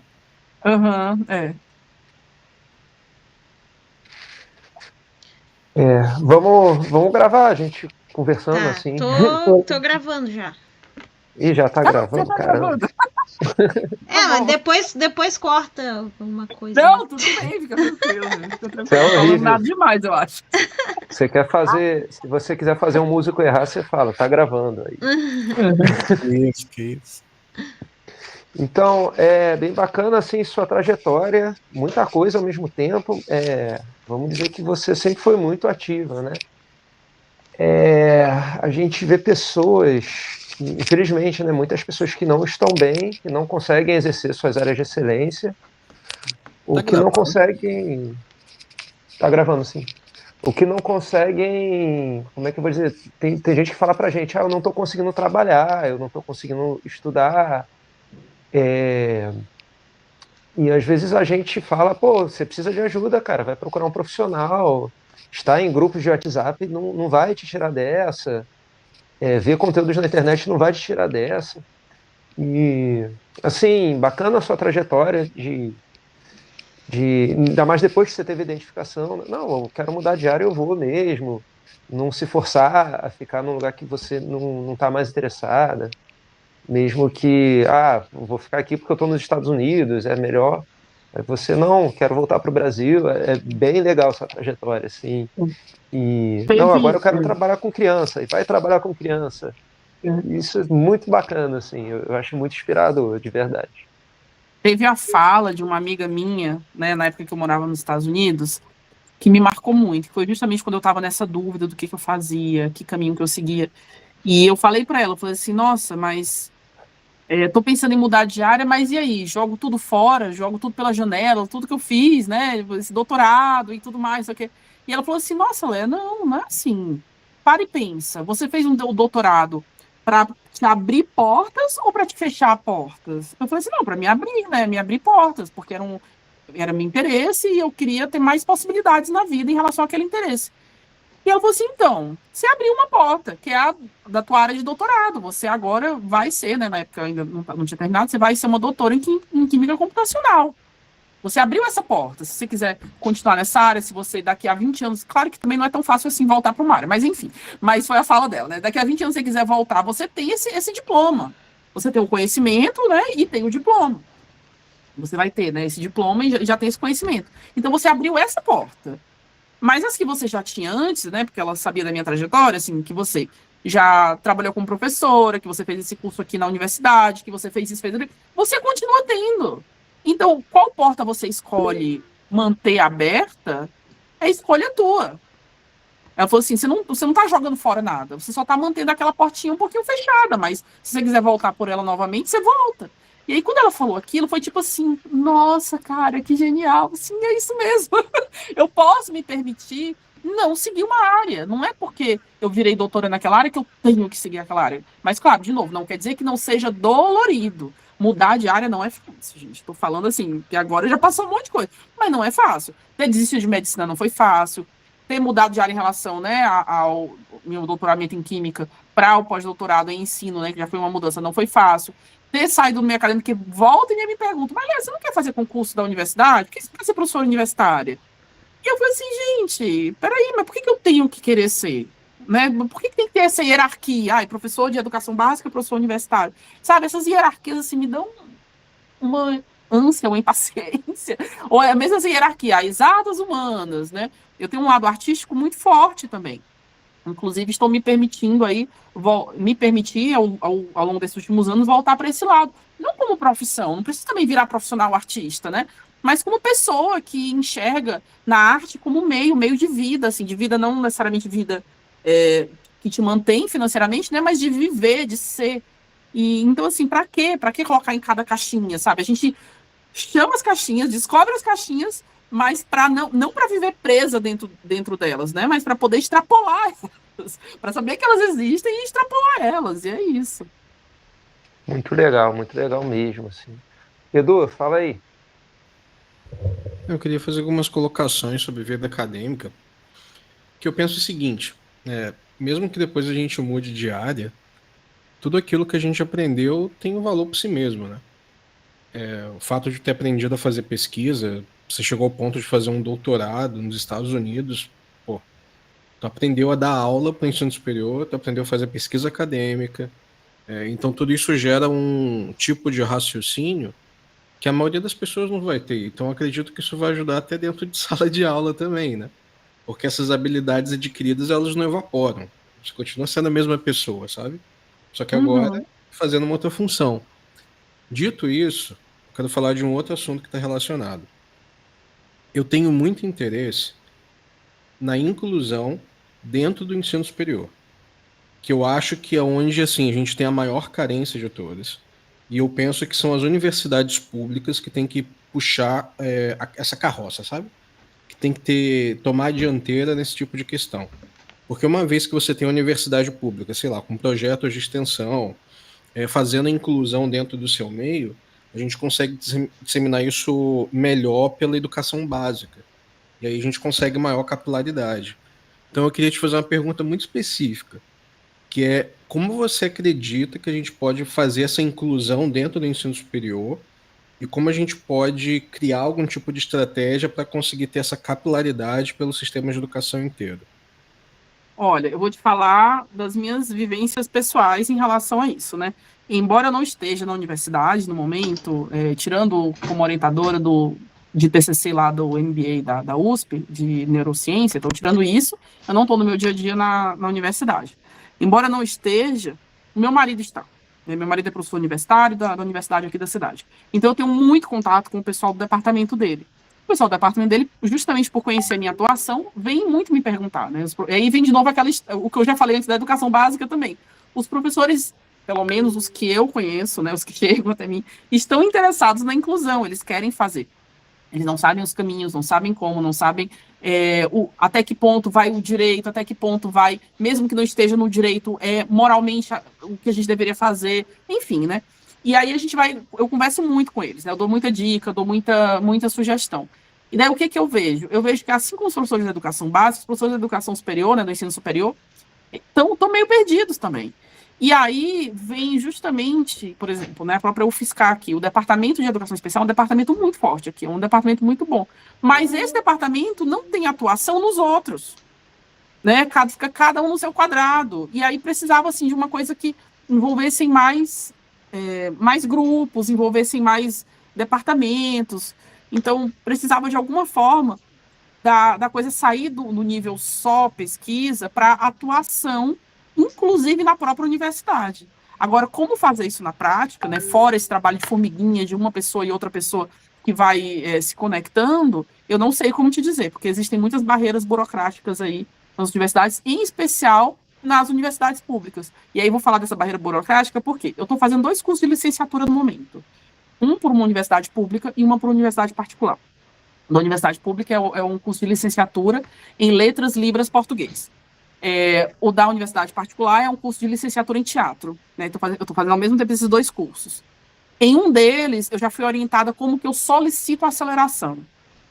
No outro, já foi me afirmado que é impossível eu solicitar qualquer mudança de grade. Acredita em qual que eu fui negada a possibilidade já de cara, não pude nem entrar com pedido, e em qual que foi me dada a possibilidade, apesar de eu não ter entrado com pedido ainda, mas que falou assim, não, entra lá com pedido, a gente tem um grupo de pessoas só para avaliar todos os relatórios e tal, para a gente ver caso a caso. Então, no público eu não posso nem entrar com pedido, né? E na universidade particular, claro, que também tem outras questões, né? Porque eles também não querem me perder como cliente, enfim, isso aí também. Mas, enfim, não olhando só para isso, olhando para a flexibilidade, a universidade particular, né, uma universidade que eu considero boa, né, até o momento do curso que eu estou fazendo, eu considero ela uma universidade boa, ela não é só uma universidade que fica dando diploma. E eles já me disseram, não, manda lá o teu pedido, manda o teu relatório de identificação, manda o teu pedido, que a gente vai analisar e vai analisar a aceleração. Como eu falei, não mandei ainda, mas eles me deram essa oportunidade, né, essa possibilidade. Então, assim, a burocracia para poder fazer, e aí, de novo, também entra de novo na história da educação básica, as burocracias são muito grandes, porque, por exemplo, eu não acho que o melhor modelo de aceleração é esse modelo em que você acelera o ano inteiro, sabe? Aquela coisa assim, a pessoa estava no 3º ano e, de repente, ela pula o 4º e vai para o 5º ano. Eu acredito que o melhor modelo seria um modelo intermediário, que é justamente uma coisa assim, tá, nessa matéria, ela está lá na matéria ela oficialmente está no 3º ano, mas a matéria, por exemplo, de matemática, ela está junto com a turma do 5º ano. Né? E aí vai fazendo essa mesclagem, entendeu? Essa coisa do, tipo, para cada área onde a criança está mais apta, ela vai pulando de ano. Aí, claro, se de repente, em todas as matérias ela pulou de ano, aí pula de ano tudo, entendeu? Então, assim, precisava ser uma coisa... o processo de ensino-aprendizagem precisava ser uma coisa mais conectada com a própria vida de todas as pessoas envolvidas na escola. E, infelizmente, muitas vezes há uma sobrecarga tão grande, né, do sistema, das exigências, das provas externas, enfim, tem uma série de exigências aí, e tanto o aluno quanto o professor só quer chegar na escola para ir embora o mais rápido possível. Essa é a maior parte das pessoas. Quer entrar na escola para, tipo, terminou ali meu horário, vou me embora, né? E deveria ser uma coisa muito mais vivenciada, tipo assim, como um processo de aprendizagem muito mais realmente da vida, né? Assim, aprender os conteúdos, claro, conteúdos pedagógicos historicamente acumulados ao longo da sociedade, que é o que é esperado ali de cada ano escolar, mas não se ater só ao ato de ensinar e aprender aqueles conteúdos, mas a de conectar eles entre si, da interdisciplinaridade, transdisciplinaridade. Então, eu acredito que precisava mudar muito a estrutura. Como que faz isso? Eu não sei. Eu sei o que eu faço. No meu núcleo, né, na minha sala, eu modifico o jeito que eu atuo com os meus alunos, para essa coisa realmente mais do projeto, da interação entre alunos de diferentes características, alunos ali que combinam entre si, mas que cada um tem ali suas particularidades. Eu acredito muito que precisava cair um pouco das burocracias para poder isso ser mais possível, e precisava mais as áreas conversarem entre si, né? Tanto em escola, as diferentes áreas do conhecimento, os professores que são ali das diferentes áreas do conhecimento, quanto na universidade, os diferentes departamentos precisavam conversar mais entre si, para esse compartilhamento aí de conhecimento e de estratégias. Legal. Eu queria frisar assim, que a gente tem uma estrutura acadêmica das especializações que tendem a hiperespecializar, né? E que é engraçado que isso não é feito para pessoas superdotadas, né? Que não é algo para conectar áreas diferentes, que é geralmente a tendência que eu vejo nas pessoas, né? E, no caso, você não ficou satisfeita com a hiperespecialização. Eu acho que isso também é um ponto importante de colocar, assim. O Edu fez um comentário aqui que eu não consegui ler. Fala, Edu, não precisa escrever, não. Abre o microfone e fala. Tem duas coisas para falar. A primeira é que eu acho que quando a gente pensa em inclusão na universidade, a primeira coisa que a gente tem que pensar é em projetos de extensão, que é onde a maioria das universidades falha. E esses projetos de extensão, eles precisam ser de inclusão dentro da própria universidade, porque tem muitos casos de capacitismo acontecendo o tempo todo, vários alunos sendo excluídos, sofrendo assédio moral, inclusive por professores, e na grande maioria das vezes são alunos neurodivergentes. Então isso é necessário, e eu penso que também é necessário um projeto de extensão que leve em conscientização para rede básica pública de educação, sabe? Que a gente tenha um conjunto de palestras, formação de professores. Então, como esse conhecimento está dentro da universidade e ele é produzido dentro da universidade, é responsabilidade da universidade levar isso para fora dela. Então, essa é a colocação que eu queria fazer. E eu quero fazer uma pergunta para a Leia, que é sobre algo que eu valorizo muito e que eu tenho um desejo muito grande de que aconteça um dia, que é o que você acha da necessidade de um movimento social neurodivergente. Essa necessidade é real? Caso seja real, como que você pensa que poderia ser um movimento social desse tipo? Olha, eu acredito que todo movimento que busque batalhar pelos direitos de um grupo, ele é um movimento válido, né? Seja um movimento social neurodivergente ou de qualquer outro grupo.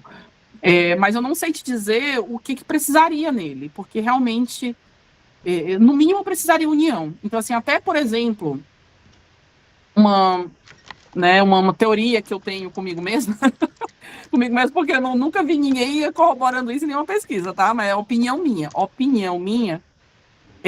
Por isso que eu tô deixando bem claro, é opinião minha, tá? Eu acredito que o ser humano é um contínuo. E a gente está chamando ali de superdotação, que a gente está chamando de autismo, que a gente está chamando de TDAH, é o que se expressa a partir do nosso comportamento. E aí, por que se expressa daquela forma? Aí a gente pode encontrar explicação ou não. Mas porque se expressou mais no lado das dificuldades sociais, a gente vai chamar mais de autismo, né? Olhando para o DSM mesmo, que eu estou falando, né? Nesse ponto não é opinião minha, não. Para o DSM. Porque foi mais para o lado da intensidade, né? Da intensidade de aprendizado, mas também intensidade de outras intensidades, aí vai mais para o lado da superdotação. Porque foi para o lado mais do, está muito agitado, é para o lado do TDAH, ou está muito, né, viajando ali, vai para o lado do TDAH. Então a gente vai chamando de nomes diferentes, mas eu acredito que o ser humano é um contínuo. que, na verdade, a gente tem ali uma série de coisas que vêm desse cérebro aí que está funcionando de um jeito que não é um jeito típico. E aí esse cérebro neurodivergente, né, esse cérebro que não funciona de um jeito típico, ele tá ali, ele existe e ele molda a gente, né? A gente molda o cérebro molda a gente, tudo é parte de um grande contínuo aí do ser humano. Então, eu acredito que não só a gente deveria batalhar mais pelos direitos dos neurodivergentes, quanto os neurodivergentes deveriam se unir, né? Parar com essa coisa tipo assim, ai, eu sou só autista, eu sou só superdotado, eu sou superdotado e sou autista. Não, eu não sou nenhum dos dois, sabe? Essa coisa tipo assim, não, cara, é o seguinte, você pensa diferente. Diferente da norma, né? Diferente do típico. Então, esquece qual caixinha que te chamam, entendeu? Vamos lutar juntos. Claro que para alguns isso pode parecer um enfraquecimento, porque eu sei que existem questões muito específicas para algum grupo muito específico que talvez você precisaria daquele grupo especificamente batalhando por aquele grupo. E não, eu acredito que um movimento que una todos não exclui a necessidade de movimentos menores que sejam para grupos específicos, entendeu? Então, assim, mas eu não sei, fora essas minhas opiniões pessoais sobre esse assunto, eu não sei te dizer o que precisaria, né? Não sei. Realmente não sei. Oh, bacana. A gente, no caso, faz um trabalho de difusão visando a superdotação, mas a gente acaba passando por todas as neurodivergências, a gente acaba tendo convidados com dupla excepcionalidade, a nossa comunidade aceita qualquer pessoa, então mesmo, não vamos pedir laudo para ninguém, não vamos perguntar o QI de ninguém, mas a gente faz conteúdo sobre superdotação, que é onde a gente acha que tem um gap agora. A gente vê o autismo sendo muito bem representado, com pessoas produzindo conteúdos muito bons, TDAH um pouco menos, mas é muito falado. A superdotação ainda está mistificada, ainda está num pedestal, ainda está, eu não conheço ninguém que é superdotado, como é que é esse bicho esquisito, onde ele mora, o que ele come, como ele se reproduz. E a gente está aqui mostrando, não, a gente existe, é um espectro diverso, e a ideia de não ficar só teorizando sobre, porque sim, é importante teorizar sobre, sabe? É importante ter pessoas veiculando informações teóricas, porque isso também é um gap. Mas é importante nós falarmos em primeira pessoa, nós dizermos como nós somos, o que nós fazemos. A gente acredita muito nisso, sabe? E assim, união, caraca, união é difícil. União é bem difícil. Caraca, a gente lida com brigas o tempo todo, como eu te confidenciei. É difícil manter a coesão do trabalho, é difícil manter o diálogo. Existe tentar pipocando de comunidade. A gente veio da comunidade do Felipe. Aí, agora o Flávio, nosso amigo, também já está em uma comunidade. Você tem a sua super comunidade. São objetivos diferentes de cada um, etc. A gente é muito ligado a essa produção de conteúdo aqui, isso aqui é o principal para a gente. Mas, assim, esse diálogo é fundamental para a coisa acontecer, entendeu? Então a gente busca, realmente, a gente acredita nessa união, porque afinal nós somos uma minoria, né?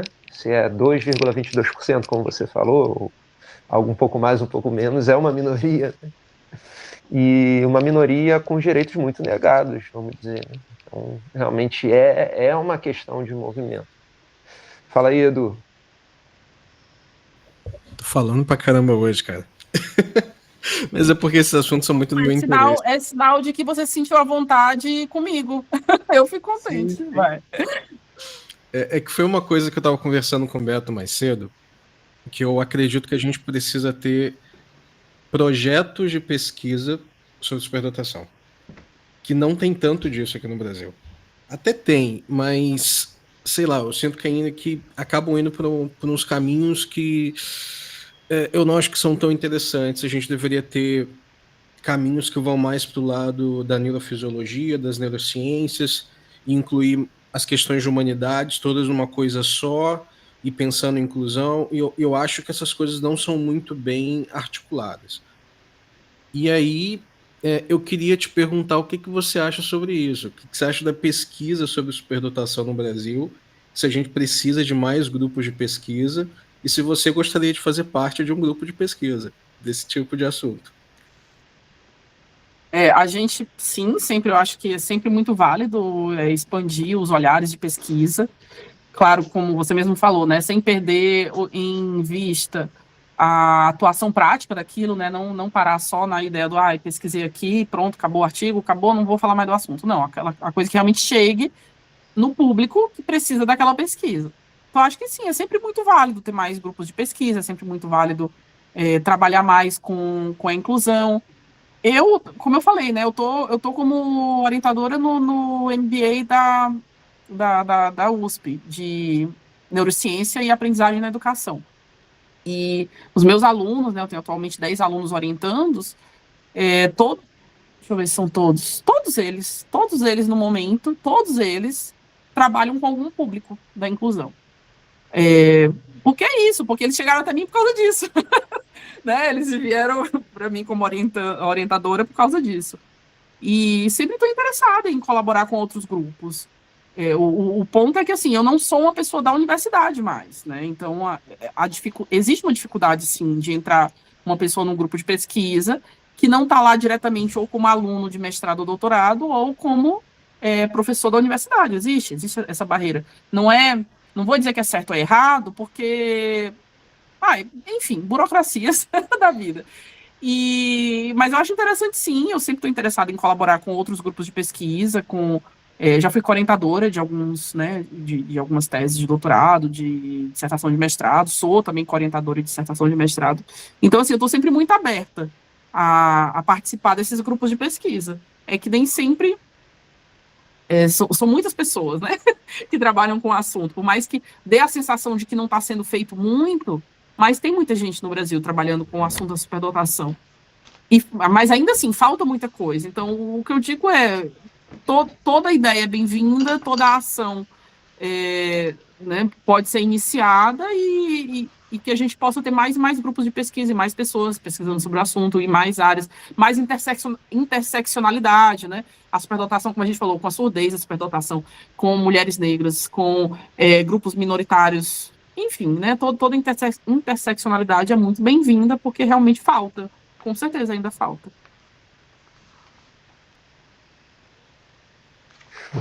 Legal, muito legal hoje, assim. Bastante coisa sendo conversada, assim.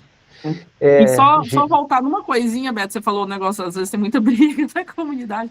Essa é uma das razões que a gente lá na Supercomunidade está tentando ter uma pessoa exclusiva para fazer a mediação das conversas, né? A Supercomunidade tem à frente eu e a Catarina.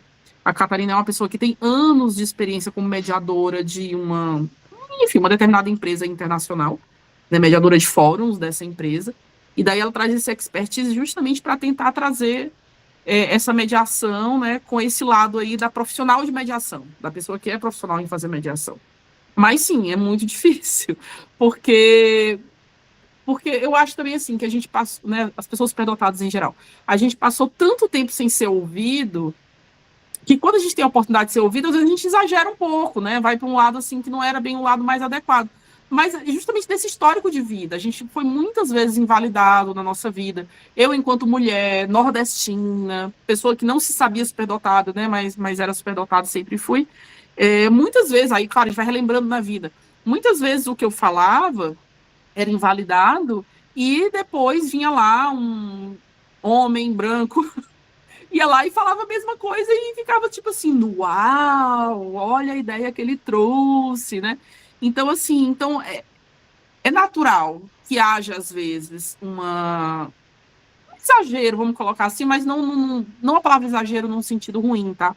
Mas no sentido mesmo, assim, quase que reparação histórica. Que a gente já foi tão invalidado ao longo da vida, né? Tão deixado de lado e tal, que às vezes quando a gente tem a oportunidade pode acabar errando um pouquinho a mão. Então, eu vejo muito isso, assim, por esse lado, né? O lado do... vamos aprender a não errar a mão, claro. Vamos aprender o que é mais adequado para a gente falar socialmente. Vamos ter a oportunidade de falar abertamente, mas sem ferir o outro, né? Sem ferir a outra pessoa. Então, é isso que a gente está tentando. Claro que a nossa forma de tentar está passando pelo lado pago, né? A nossa comunidade ela não é gratuita. Ela é gratuita nos primeiros dias, mas depois deixa de ser gratuita.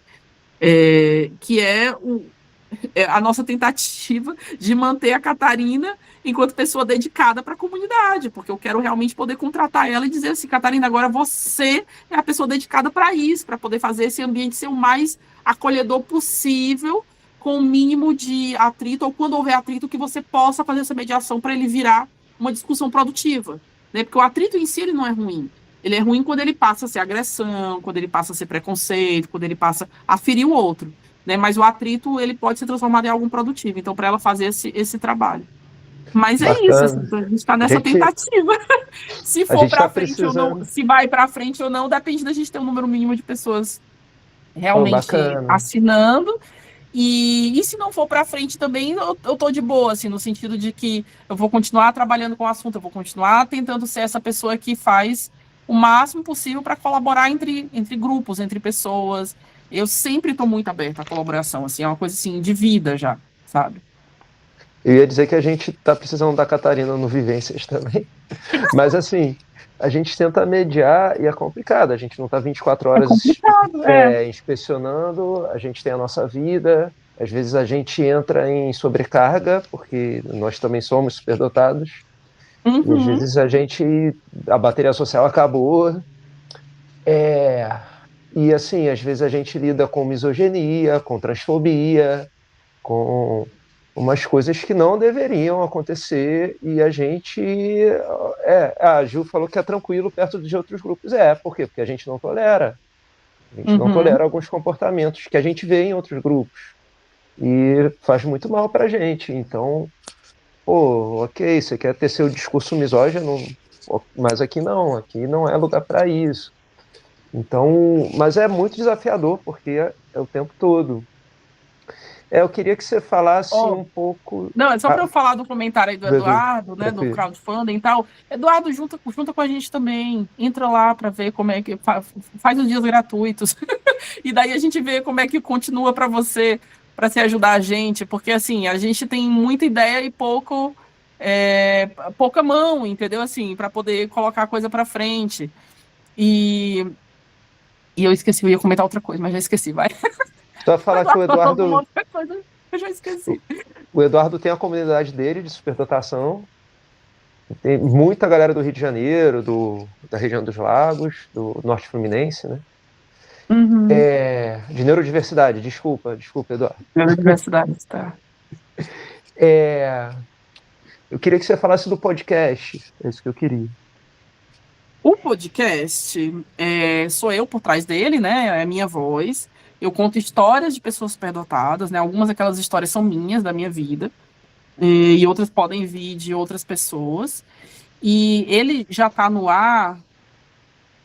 Eu acho que o primeiro episódio faz 2 anos, agora eu já esqueci, faz 2 anos. Mas aí teve um gap muito grande, assim, teve um período que eu não estava postando nada, porque eu sou ótima para falar e péssima para editar. Tipo, eu não sei fazer essas coisas. Eu não quis botar, não consigo botar minha energia nisso, né, em aprender a fazer edição e tal. E aí a Catarina, que é a mesma pessoa que está comigo na super comunidade, a Catarina falou assim, não, eu faço edição. Daí a gente fez uns acordos, aí ela fez uns cursos, enfim, né? Ela estudou sobre o assunto, e daí ela que faz a edição. E daí, depois que ela voltou a trabalhar junto comigo para a gente fazer a edição, ela tem feito a edição dos episódios e a gente tem lançado aí a cada 15 dias uma nova história. Então, a cada 15 dias tem uma nova história lá no Tenho Altas Habilidades, né? No podcast. Eu continuo dizendo quem que eu sou. Não digo qual história que é minha, qual que não é minha. E é um podcast padrão. E, né, que o Eduardo perguntou aqui para quem não viu a mensagem, ele perguntou se é um podcast padrão. É um podcast padrão. São histórias curtinhas. Eu acho que na verdade, eu nunca me ouço depois que tá editado. Aí a Catarina me manda e ela fala assim, Léa, tá bom? Tá bom, Catarina, tá bom. Bota lá. Porque se eu for ouvir, eu vou dizer que tá ruim. Não porque vai estar ruim, mas porque eu vou... Principalmente da minha voz, né? Mas eu falei assim, eu falei assado, eu podia ter não sei o quê, eu podia trocar essa palavra, eu podia... E aí não vai sair. Nos primeiros episódios que eu gravei, que a Catarina editou, eu mandava tipo umas 10 versões pra ela. E ela ficava assim, Léa, pelo amor de Deus, me manda uma versão. Porque aí eu mandava com microfone A, com microfone B, sem microfone, na sala, na cozinha, sabe? Eu ia fazendo várias variáveis do negócio. Eu falava assim, Catarina, vê qual que tá melhor. Eu falava assim, Léo, escolhe um. Ela ficava assim, pelo amor de Deus, escolhe um, me manda um. Porque se eu for ouvir todos, eu não vou editar nunca, porque é muita coisa para ouvir. Então agora eu só gravo às vezes eu gravo 2 versões, às vezes eu ainda gravo 2 versões. Mas, no máximo, 2 versões. Você está fazendo envios. Você está fazendo envios semanais? Você está conseguindo manter essa consistência? Quinzenais. São quinzenais. Se você quiser, pode divulgar também na nossa comunidade. Tá. A gente ficaria grato até. A gente está fazendo agora por temporadas, né? A primeira temporada envolveu muitas histórias de infância, não só, né? Mas muitas histórias de infância. Inclusive, quem ouvir lá vai reconhecer a minha história de como que eu fui identificada lá. Essa é a minha história, né? Mas agora quem ouvir essa live agora e ouvir lá o podcast vai dizer, a Léa contou a mesma história lá. Então é a história dela, claro. Né, mas tem muita coisa da infância na primeira temporada. A segunda temporada está muito baseada na adolescência, né, então são histórias de adolescentes superdotados. Eu tenho a vontade de transformar as histórias também em livros. Eu já pensei em 2 possibilidades, né? E aqui estou lançando ideias que eu nem botei para ação ainda, tá? Só são ideias na minha cabeça aqui.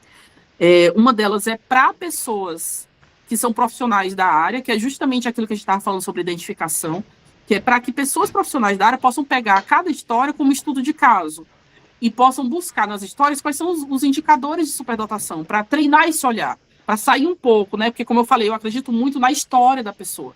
Então, sair um pouco desse olhar que aparentemente é objetivo, né? Que é a história do questionário, da quantificação, do número e tal, para olhar para esse lado humano, né? Esse lado superdotado que é humano, que sim, você vai buscar os indicadores, mas você busca os indicadores numa pessoa, não é num robô, né? Não é num negócio que faz A mais B igual a C e pronto. Então, assim, para treinar esse olhar dos profissionais da superdotação. Então, eu já pensei nessa possibilidade, assim, um livro que é realmente um manual de estudos de caso para treinar esse olhar de buscar os indicadores nas histórias, sair um pouquinho dos questionários e buscar nas histórias. Então, transformar histórias em um livro que seria um manual para profissionais. E já pensei também em transformar histórias em um livro infanto-juvenil, em que você tenha lá histórias que façam sentido botar em continuidade, né, claro, mas que sejam histórias sobre uma pessoa superdotada para que adolescentes possam ler aquele livro e se encontrar um pouquinho mais, porque como a gente falou um pouquinho antes, essa intensidade da pessoa superdotada é uma intensidade que pode machucar, né? A gente sabe que pessoas superdotadas têm mais tendência à depressão, à ansiedade, né? Como transtorno de ansiedade, ao suicídio. Os números são maiores entre pessoas superdotadas. Porque os gatilhos, né? As coisas que podem virar gatilhos, elas são realmente coisas que vão ser mais intensas. Uma vivência que para uma pessoa que não é superdotada vai ser só mais uma vivência, para uma pessoa superdotada pode virar, tipo, a definição da vida dela, né? E, enfim, então eu já pensei nessa possibilidade de trazer como um livro para, né, um livro infanto-juvenil. Lembrei o que eu ia falar que eu esqueci. Quando o Eduardo falou sobre encontro presencial, uma ideia que eu já tive também, que eu nunca coloquei em prática, mas vou lançar aqui para o universo, quem sabe vocês conseguem colocar, é um encontro multipresencial, em que seria assim, né? A minha ideia seria a seguinte: a gente tem várias localidades com pessoas superdotadas que, né, enfim, estão no mesmo grupo, na mesma comunidade, que seja, e as pessoas se encontram presencialmente. Mas cada grupo presencial tem ali um laptop, um celular, alguma coisa, que está conectado com os outros grupos. Então, tá ali no presencial, aquele grupo está no presencial, mas aquele grupo também está conectado no virtual com outros grupos pelo Brasil ou pelo mundo. Então, uma coisa que é multilocalidade, sabe? Enfim, é isso. Lembrei. Uma hora volta na cabeça. Léa, fala aí, Edu, vai lá. Então, eu tava falando dessa questão presencial, aqui acontecem umas coisas muito doidas. Parece que tudo acontece de forma espontânea. Um belo dia, um amigo meu me chama pra sair, e aí tem 10 pessoas neurodivergentes no rolê. E várias são superdotadas, assim, você bate o olho e você percebe que sabe? Você não identificou ainda, mas sabe, aquele feeling que a gente bate o olho, esse aí é. Mais ou menos assim. E isso não é à toa, viu? Com a identificação, né? Isso não é à toa. É realmente uma atração entre as pessoas que têm mais ou menos uma linha de pensar que vai na mesma velocidade. Porque, por exemplo, eu, enquanto profissional fazendo identificação, maior parte das pessoas que chegam até mim são mulheres, tá? Não são todas, né? Mas muitas são mulheres. Até, enfim, por uma questão de escuta e tal. E é muito comum da gente, na conversa, começar a fazer as relações. Tipo assim, nossa, o meu esposo, meu namorado, enfim, meu relacionamento de longo, né? Ou minha namorada, quem seja. Mas relacionamento de longo termo, eu acho que também é superdotado. E eu falo assim, por que será? Né? Eu trago a pergunta de volta. Por que será? Por que será? Porque são duas pessoas superdotadas para se aguentar, gente, né? Ou neurodivergentes, enfim, né? Aí depende de como você olha. Mas são duas pessoas que pensam assim, meio, né? Botar entre aspas, estranho, para conseguir se aguentar, para conseguir aguentar as intensidades, para conseguir, enfim, né? Para conseguir ali tá no mesmo ritmo. Quer dizer que não, que necessariamente uma pessoa nunca vai conseguir, uma pessoa que é neuroatípica nunca vai conseguir se relacionar com uma pessoa neurotípica, eu não estou dizendo isso, mas é muito comum que você, né, tenha esse encontro e também de amizades, e também, enfim, né, para poder, que é isso, é a gente que se aguenta mesmo. A gente Pô, que se mas aguenta. é real, real. Léa, a gente, pô, tá muito bacana hoje. A gente tem um compromisso agora, que a gente marcou tudo no mesmo dia com o clube de leitura da nossa comunidade. Se você quiser participar também, super bem-vinda. A gente sente que a gente está muito alinhado com você, embora nós não sejamos profissionais que atuam na área da superdotação. De alguma forma, a gente até atua, vamos dizer, mas não com essa especialização, não ostensivamente como você, né? Mas a gente tem um pensamento parecido e eu acho que dá pra gente fazer parceria boa em várias coisas, assim. Então, pô, torço muito pela sua super comunidade, espero aí que vá para frente mesmo e que crie esse espaço que as pessoas estão precisando, porque realmente a gente vê que é um desafio e a pessoa se sentir pertencente é um desafio. E quando entra no assédio, nos discursos de ódio, nas coisas que vão beirar o crime digital, que infelizmente isso acontece nos grupos de superdotação, e a gente tenta evitar ao máximo que os desentendimentos cheguem a um nível desse.